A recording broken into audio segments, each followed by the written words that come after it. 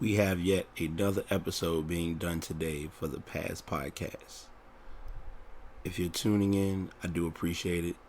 If you'd like to check out any previous episodes, go to Spreaker.com/Brite Podcast. Nonetheless, let's continue the show.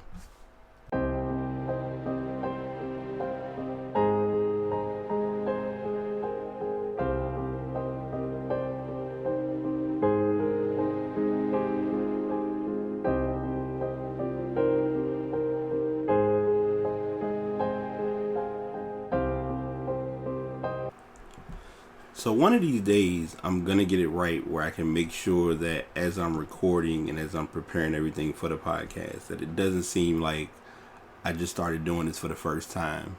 What's going on, y'all? Past podcast, back at it again. It's your host, BT.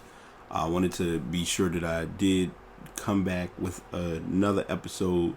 Sorry the fan gonna happen because I am not gonna pass out on the podcast. Y'all know that. I say that every week or every day that I do these episodes from the crib, but I wanted to sit down and do a bit of a serious topic. And before I continue, and I want to be sure that I give this disclosure before I go any further. I'm still learning and I'm still working on or with my podcast as far as the episodes and the sound quality. I know you all probably were able to hear me pretty good, but may not have heard my co-host pretty good. I know what I need to do to fix that. So don't feel as though I'm doing it on purpose. That's not the case. It's just things happen and you kind of rush. And I kind of was a little bit rushy yesterday on my part. It wasn't, anything with him. It was just me being me because, I don't know, sometimes you get into a bit of a focus, but not really stepping back and really thinking of everything that's important. So I just want to be sure that I mention that or address that before I continue. So we did talk about, I talked about a lot of stuff over the last few days. I've been kind of dodging and skipping my podcast every day and talking about, on Friday, I kind of did a 2-for-1 and talking about friends and then knowing when to hold on and when to let go, or let alone when to deal with battles and when to deal with wars. So what I want to address today that's really kind of, I ain't gonna say it's grinding my gears. It's not really that it's under my skin. It ain't even ruffling feathers with me. It's just something that I don't really think people have in their mind to understand. And this is a harsh yet true reality. And as a single male, I'm gonna say this. And if I offend any of my female cohorts, then sorry, it's just the way it is. And it's really not even anything to offend anyone. It's just something that I just feel the need to vent or discuss or address.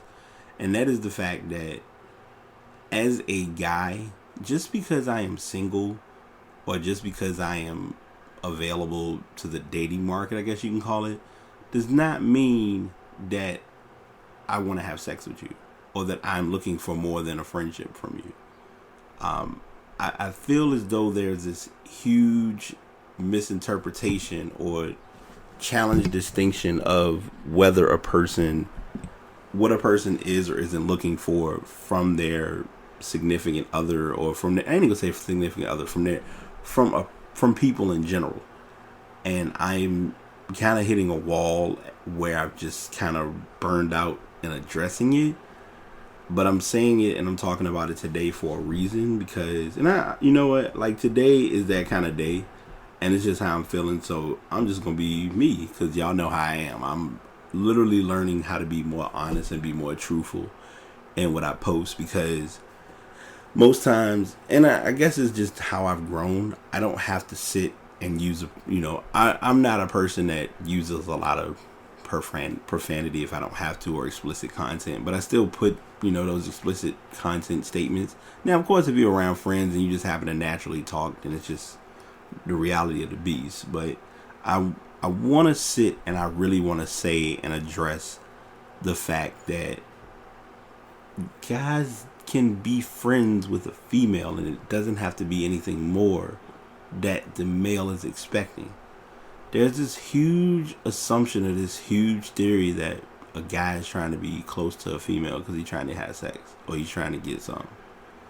And I really just don't feel that is being the case.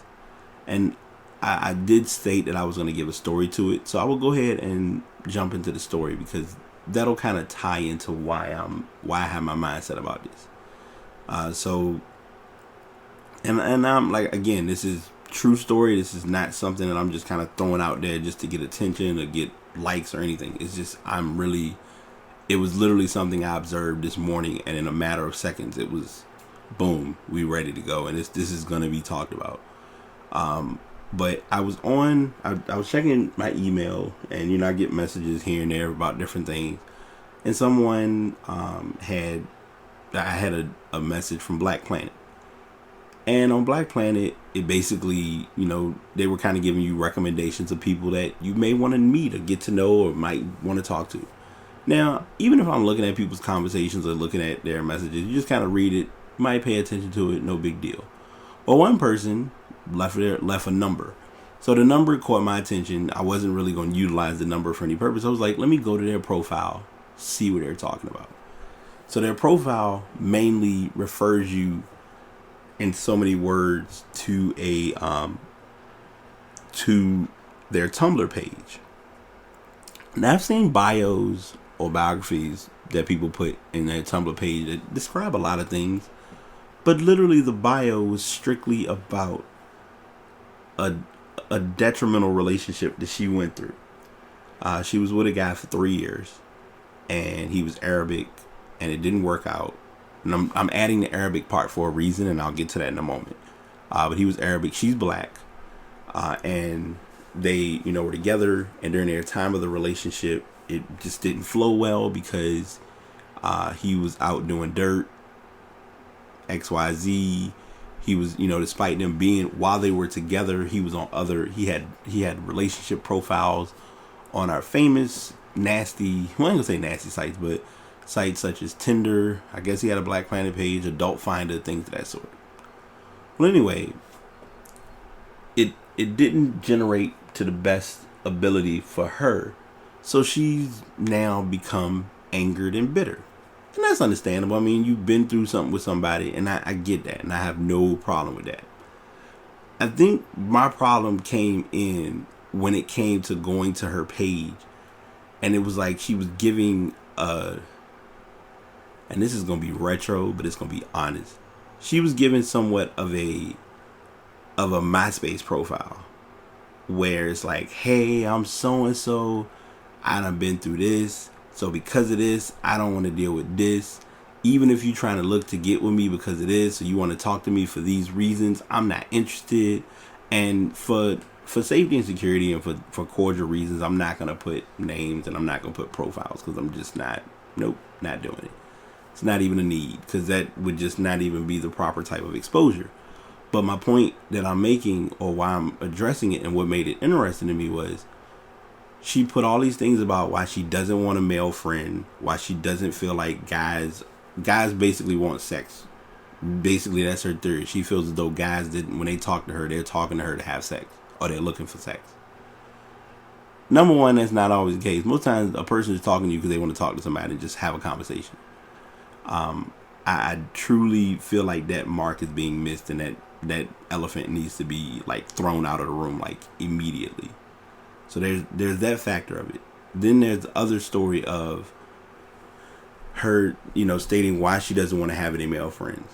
And that's all well and good too. And I was 100% understanding that portion as well. Because it's like, if you've been hurt enough, she's like, well, I got enough male friends. I don't need more male friends. I have enough male friends in my life. If I need any, I'll let it be known.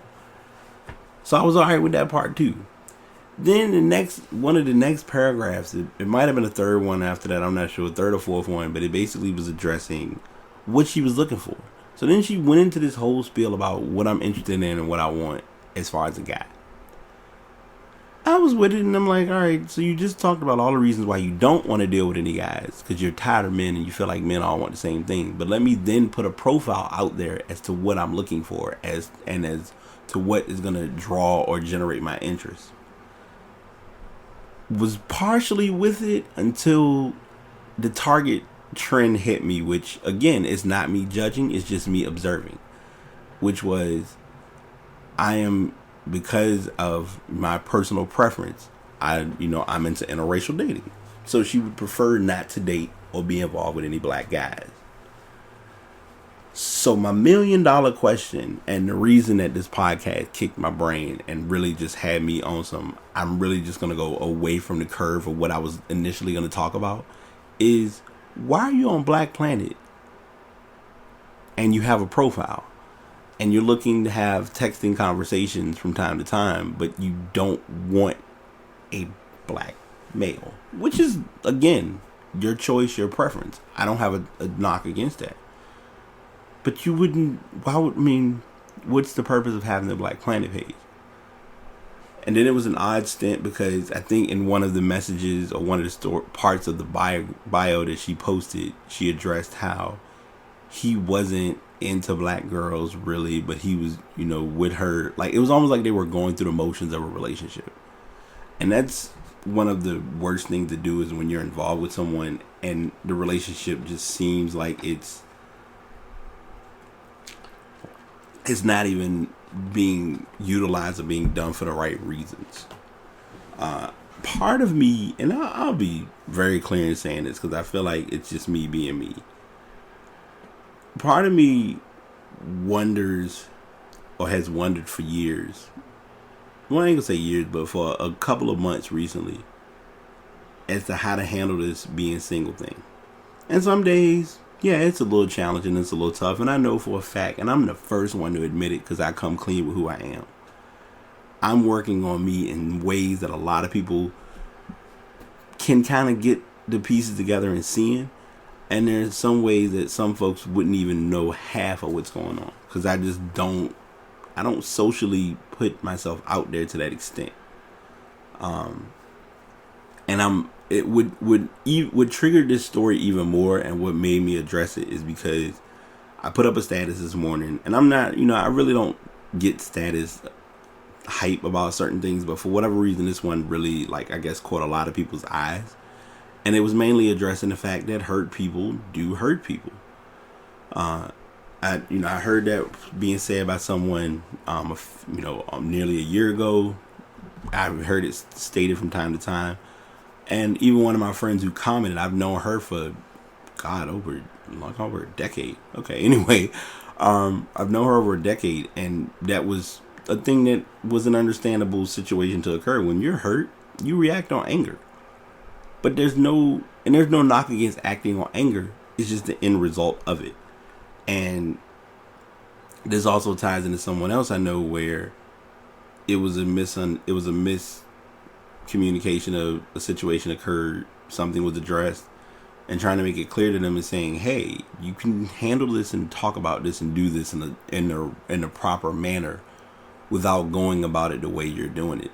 But you got to let people do it their way, because if your way is what you're not going to do anything different. And again, this is transparency. This is just honest truth. This is just me talking. I've been the one, and I've been the person who has been in a situation and done something and had something happen, and I've immediately wanted to react on sheer impulse and just natural instinct. But then I also had to learn to step back and really think about, is this worth reacting to?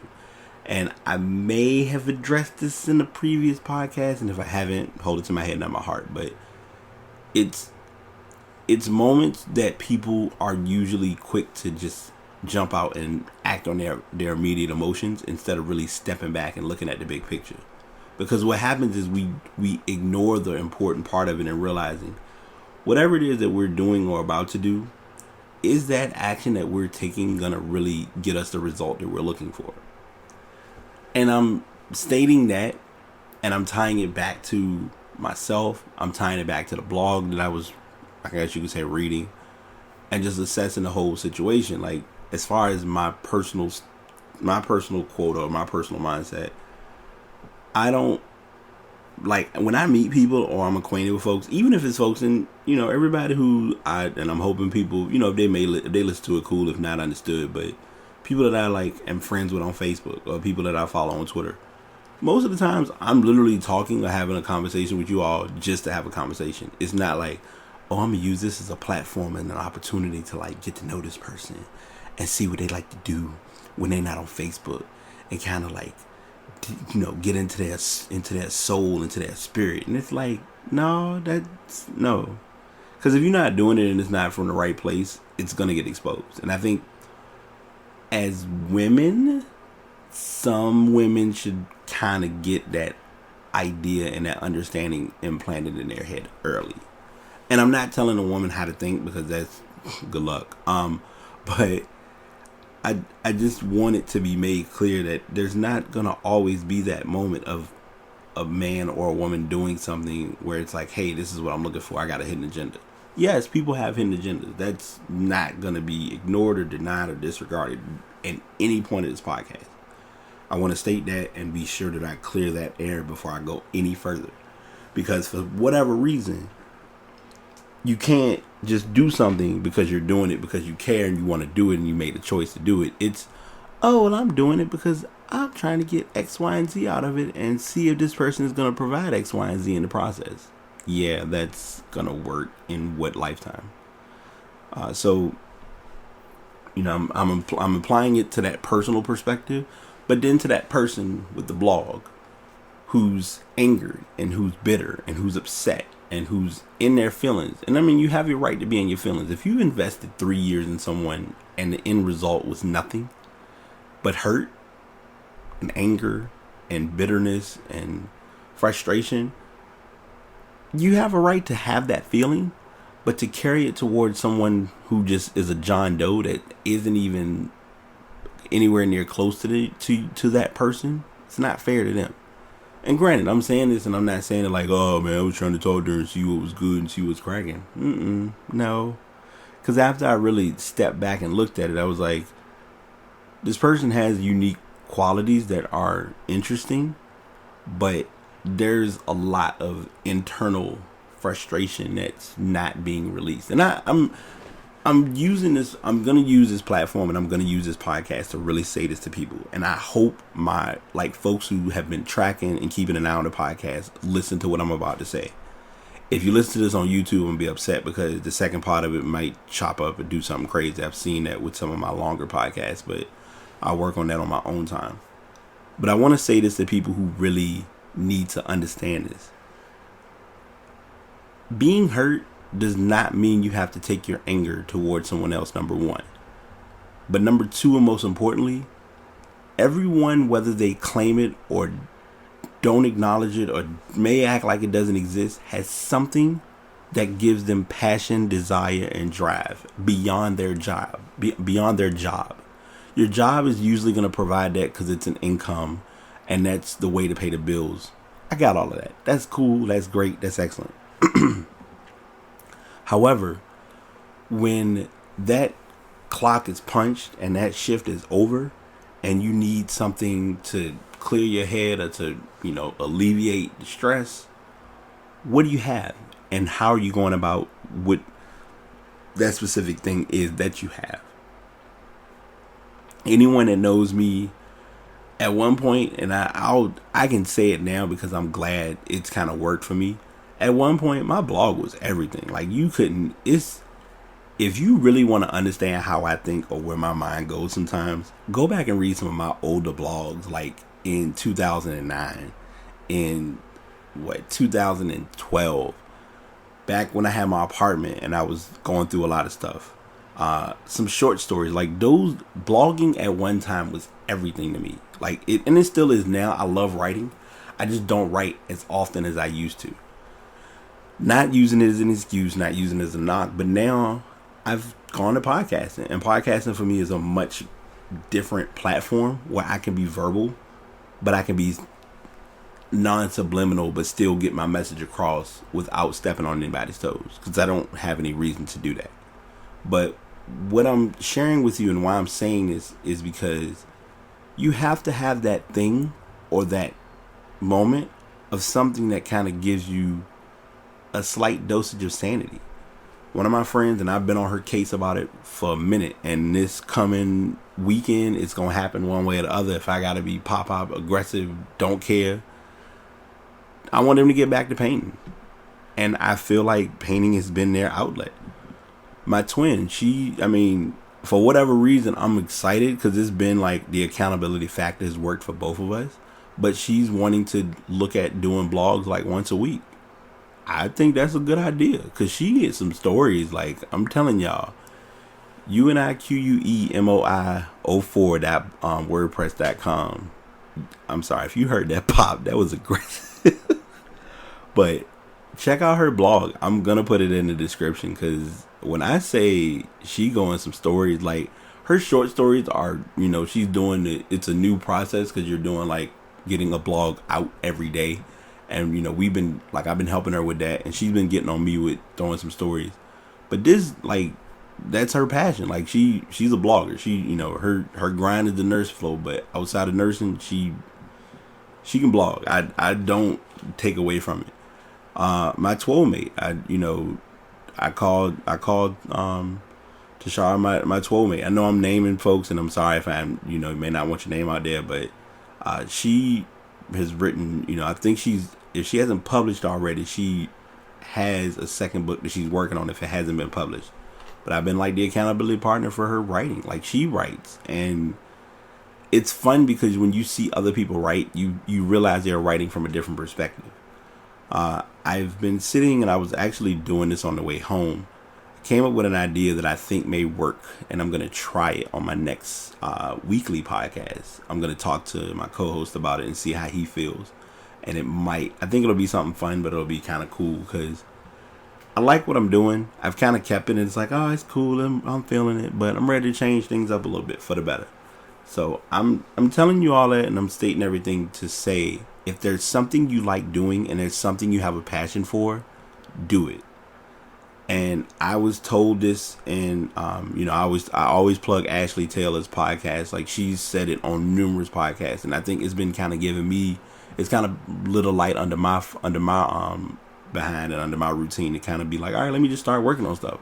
Where it's, hey, I need to get a domain. Hey, I need to get a hosting site. Hey, I need to get WordPress so I can get all of this linked together. Because at first I was like, I'll do it. I'll see how I feel about it. But now it's like, that's my drive. Like, driving and putting effort into this podcast. And a lot of people have kind of been hearing about me talking about it. My podcast is just the foundation of a platform that I'm trying to do. I'm not trying to be the next anything. I want to be the first. And that's truly what I've been doing so far. It's been coming together. It's just slow process and just kind of being patient. And that's what challenges people the most, is the patient part of it, because we want everything now. We're in a microwave era where we expect everything to be provided to us hand and foot, due to smartphones, due to technology. We just kind of had that expectation. And, I pick word, like I said, I was picking and addressing Ashley's podcast. I'm doing the same right now. I've tangent so heavy on like a major topic, but to hit the main purpose of why I'm doing this podcast, guys who are heterosexual, who are interested in females or are attracted to females, we can be attracted to you. But just because we're attracted to you, or we like you, or we see there's something that you have, doesn't mean that exact thing that you think we want is what we're going for. Most times we usually are looking for the mental connection. The guys who are like true men and true adults that are willing to like look at the big picture. I value a female that can hold a conversation about something other than hair and about what they bought at the store. If you can talk to me about video games, if you can talk to me about music, if you can give me a 2% conversation about something silly you saw on Facebook that wasn't ignorant, I got nothing but props for that.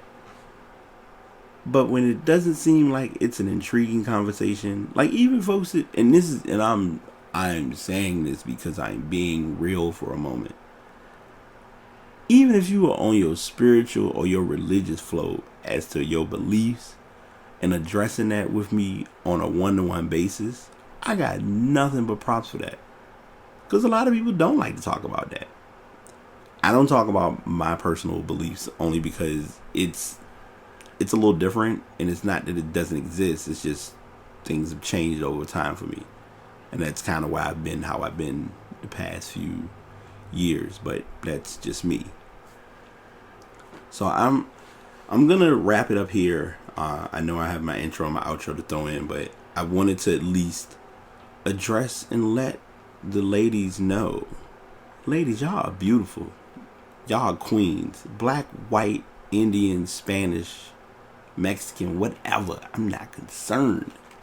Y'all are great women. Y'all are great people.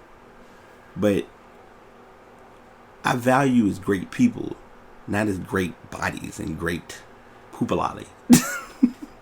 No, that's gonna be like the weirdest term because a lot of people who've heard my podcast probably have no idea what that term refers to. You'll have to go back and check some episodes to see that reference or catch that one come in. So, I'm gonna go ahead and wrap it up here. I appreciate y'all taking time to listen. I know y'all have gotten this far, so it means a lot to me. So, as always, please tune in. We doing this every day. It's some more topics that's gonna hit y'all, and I'm just gonna bring it because it's just what we need to do. Especially with this being the last week of April, I'm truly gonna make sure that I give y'all some major keynotes to walk away from with April. That's my goal, and I know that's probably like, well, how? What regard? Like I tell you all the time, I can't show my hand, and there's always a method to my madness. But again, thanks for tuning in. Be good, be safe, enjoy this Sunday. It's been kind of a somewhat gloomy day here, but it hasn't like affected the morale for me in so many words, if that makes sense. So just something to think about. All right, y'all take it easy. We've done it once again. We finished yet another episode. Appreciate everyone for tuning in. If you're not following on Twitter or on Facebook, please look up Pass Podcast. That's PASS Podcast, one word. I am accepting inquiries for any topics or concerns at passpodcastbt@gmail.com. And just continue to support. I appreciate all the support and everyone listening and tuning in. Until next time, y'all take it easy.